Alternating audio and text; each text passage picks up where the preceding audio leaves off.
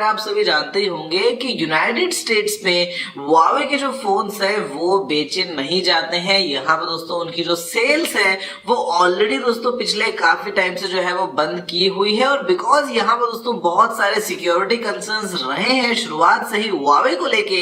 जहां पर दोस्तों बात करते हैं तो Huawei सिर्फ मोबाइल फोन्स नहीं बनाता है, यहाँ पर दोस्तों नेटवर्किंग इक्विपमेंट्स भी बनाता है। तो यहाँ पे मतलब यूएस में हमेशा से यही रहा है कि जो गवर्नमेंट है वो कभी भी Huawei पे ट्रस्ट नहीं कर पाई, और दिमाग में हमेशा ये रहता है कि अगर Huawei के जो मोबाइल फोन्स है वो वहां के लोग यूज करेंगे, या फिर अगर वहां पे Huawei के जो नेटवर्किंग इक्विपमेंट्स हैं उनको यूज किया जाएगा तो बाद में चाइनीज गवर्नमेंट है, बिकॉज Huawei एक चाइनीज कंपनी है, तो मतलब ऐसे में चाइनीज गवर्नमेंट जो है वो स्पाई कर सकती है। और इसीलिए दोस्तों यहाँ पे मतलब ये जो पूरा हिसाब किताब है ये चल रहा था, इसके बारे में मतलब सब कुछ चीजें ऑब्वियस थी।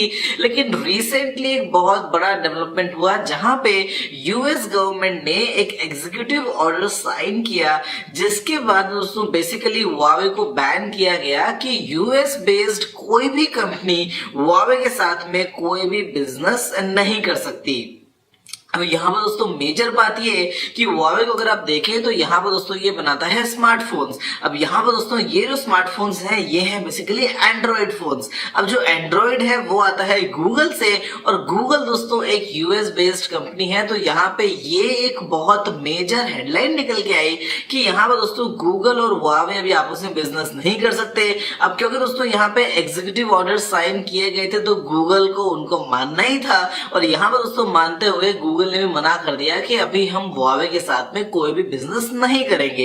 अब यहाँ पे लिस्ट में सिर्फ गूगल नहीं है, ये दोस्तों बात कर रहे हैं मोबाइल फोन में लगने वाले सॉफ्टवेयर की। लेकिन अगर आप बात करते हैं मोबाइल फोन की तो इसके अलावा दोस्तों और बहुत सारे कंपोनेंट्स लगे होते हैं, जहां पर दोस्तों बात हो रही है स्टोरेज की या रेडियो की या इनफैक्ट एक सिंपल कॉर्निंग वाला ग्लास की। और यहाँ पर दोस्तों Huawei बिजनेस करता है ऑलरेडी इंटेल के साथ, क्वालकॉम के साथ, कॉर्निंग के साथ, माइक्रोसॉफ्ट के साथ, और दोस्तों ये जो सभी कंपनीज हैं ये यूएस बेस्ड कंपनीज हैं। तो टेक्निकली Huawei अभी इनके साथ में कोई भी बिजनेस नहीं कर सकता।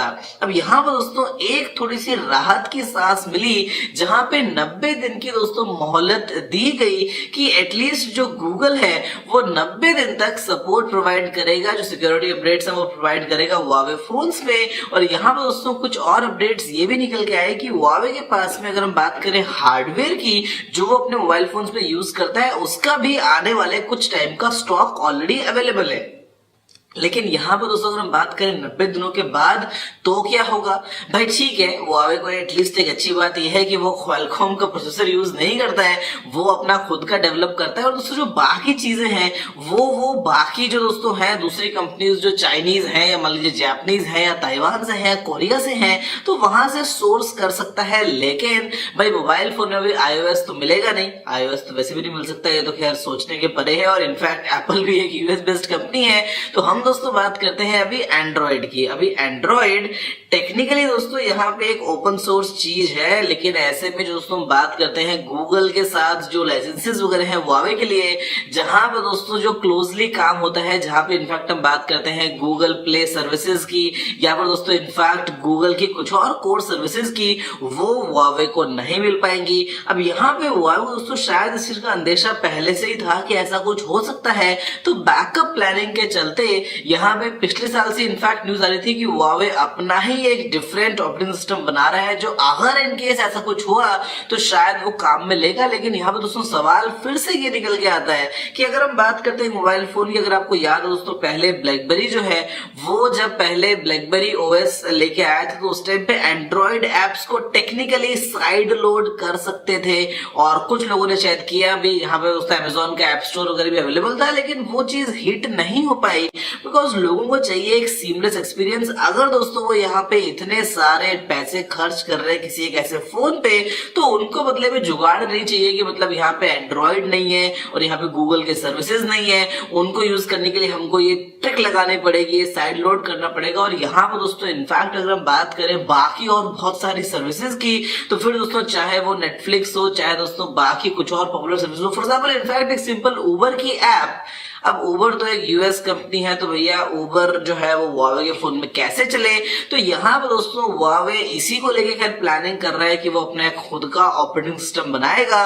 और अगर दोस्तों ऐसा नहीं होता है तो सिंपल सी बात कि मेरे पास फॉर एग्जांपल ये P30 Pro है, अभी इसमें आने वाले 3 महीनों में जो अपडेट्स आए वो आए। मतलब यहाँ पे सिर्फ ये बात भी नहीं है कि जो फोन यूएस में है, यहाँ पे दोस्तों ये चीज ग्लोबली इफेक्ट कर रही है। बिकॉज जो गूगल है अगर वही बिजनेस नहीं करेगा तो Huawei दुनिया में कहीं पे भी कोई भी अपडेट्स या कुछ भी प्रोवाइड नहीं कर सकता है। तो यहाँ पे दोस्तों अभी मान लीजिए ये फोन पे जो भी एंड्रॉइड वर्जन है 3 महीने के बाद में कोई अपडेट्स नहीं, कोई सिक्योरिटी अपडेट्स नहीं, कोई एंड्रॉइड अपडेट्स नहीं। ये है कहानी फिलहाल करंट स्टेट में Huawei की।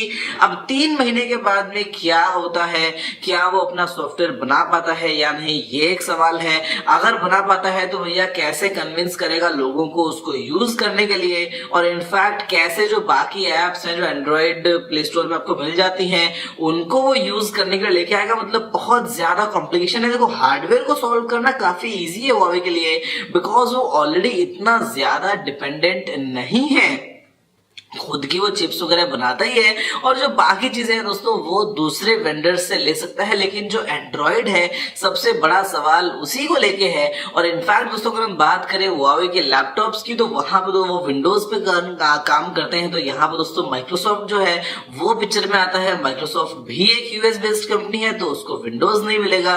विंडोज नहीं मिलेगा तो Huawei अपने लैपटॉप में कौन सा ओएस यूज करेगा दोस्तों, ये भी एक बहुत बड़ा सवाल है। अब टेक्निकली यार कुछ भी हो सकता है, क्या पता आने वाले 15-20 दिन में हमको खबर मिल जाए कि भाई ये जो सब चीजें हैं ये वापस से ठीक हो गई हैं, सब कुछ जो है वो ओके हो गया। बिकॉज Huawei एक बहुत बहुत बड़ी कंपनी है। लेकिन अगर दोस्तों ये ठीक नहीं हुआ तो एक बहुत बड़ा क्वेश्चन मार्क होगा कि आखिर 3 महीने बाद Huawei का फ्यूचर क्या होगा, जहां पे ये बहुत तेजी से ग्रो करने वाली कंपनी दोस्तों करंटली नंबर 2 पोजीशन पे है ग्लोबली। अगर आप बात करते हैं स्मार्टफोन शिपमेंट्स की, सैमसंग के बाद में नंबर 3 पे आता है एप्पल। और यहाँ पर दोस्तों इसी का एक और उल्टा इफेक्ट भी देखने को मिल रहा है, जहां पे चाइना में कुछ लोग एप्पल को बॉयकॉट कर रहे हैं क्योंकि एप्पल एक यूएस बेस्ड कंपनी है, Huawei एक चाइनीज कंपनी है। तो दोनों तरफ दोस्तों जो है वो अलग अलग लोग अपने अपने तरीके से रिएक्ट कर रहे हैं। लेकिन अगर आप बात करें बिजनेस की तो ये एक बहुत ही बड़ी और मेजर न्यूज है कि मतलब इतनी बड़ी कंपनी और एक झटके में दोस्तों बैन। और बैन का मतलब सिर्फ यूएस में सेल अगर बैन है तो वो दोस्तों एक अलग बात है। लेकिन अगर आप किसी भी यूएस बेस्ड कंपनी के साथ में बिजनेस ना कर पाए, जहां पे गूगल दोस्तों इन इटसेल्फ एक बहुत बड़ा जायंट है टेक इंडस्ट्री में, तो ऐसे में ये एक बहुत ज्यादा बैड न्यूज है। बाकी अगर देखते हैं क्या होता है, Huawei अपना कैसे नया ओएस बनाता है। फिलहाल खैर मैंने तो अपने P30 Pro से चेंज किया था OnePlus 7 Pro में कुछ ही टाइम पहले, तो मतलब मैं तो खैर इस फोन को यूज कर रहा हूँ। लेकिन अगर आपके पास में ये फोन है या अगर आप इसको लेने का प्लान कर रहे हैं या जो लोग इसको लेंगे, आगे दोस्तों क्या होगा फिर हम देखते हैं। और इनफैक्ट यहाँ पे ये चीज शायद ऑनर को भी इफेक्ट करके, बिकॉज ऑनर दोस्तों Huawei का ही एक सब ब्रांड है। तो ऑनर के साथ में क्या होगा गूगल की तरफ से दोस्तों, वो भी देखने वाली बात है कि क्या अपडेट्स मिलेंगे या नहीं मिलेंगे, या लाइसेंसेस जो है वो कैंसिल होंगे या नहीं होंगे, और आगे चल के दोस्तों कैसे कंप्लीट काम होता है चीजों को हम देखते हैं। उम्मीद ये करते हैं कि चीजें जो है वो थोड़ा सा रिवर्स हो जाए ताकि सब कुछ स्मूथ रहे। वरना अगर दोस्तों ऐसे वाइप आउट हुआ तो अगर आप बात करते हैं Huawei Mate X की, जिसके इंतजार कर मैं भी कर रहा हूँ, जो फोल्डिंग फोन है, तो उसका भी शायद लगता नहीं कुछ फ्यूचर होगा। या अगर दोस्तों बात करें इतने एक मेजर ब्रांड के ऐसे मतलब बिल्कुल साइड हटने की, तो कंपटीशन कम होगा। तो मतलब बहुत सारे कॉम्प्लिकेशंस हैं। आगे क्या देखते हैं दोस्तों क्या निकलता है अपडेट यहाँ पे यूएस गवर्नमेंट की तरफ से। क्या वो ये बैन हटाते हैं, क्या गूगल काम करना कंटिन्यू करता है, या फिर Huawei खुद से कुछ डेवलप करता है, और अगर वो ऐसा करता है तो कितना सक्सेसफुल होगा, ये एक बहुत बड़ा क्वेश्चन मार्क है। बाकी दोस्तों अगर आप मुझे बताइए नीचे कमेंट्स में कि आप इस पूरे सिनेरियो के बारे में क्या राय रखते हैं और आपका क्या मानना है इसी बैन के बारे में दोस्तों।